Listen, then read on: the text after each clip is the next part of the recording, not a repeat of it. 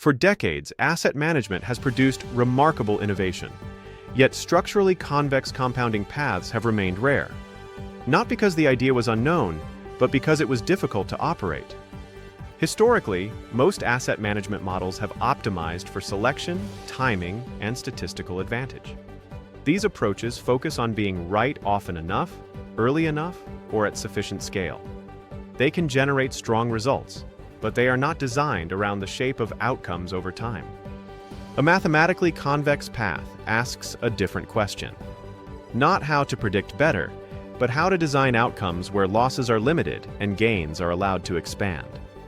This form of asymmetry does not rely on frequent correctness. It relies on structure. Convex paths behave differently from traditional strategies.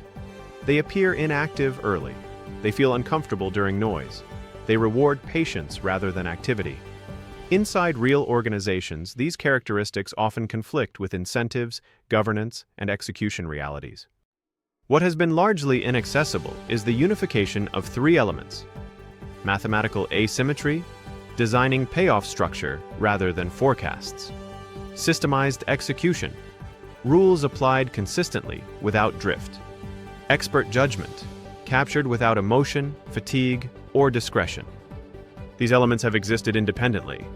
Rarely have they been unified in a single, operable framework. When these elements are combined and delivered as infrastructure rather than discretion, the constraint shifts. The edge no longer depends on constant decision-making. It no longer requires bespoke internal systems, and it no longer competes with existing operating models. It becomes something that can be incorporated as a service. The breakthrough is not more activity, it is not better prediction. And it is not statistical optimization, it is access to a mathematically structured path that compounds if left intact. This is why such paths have remained rare.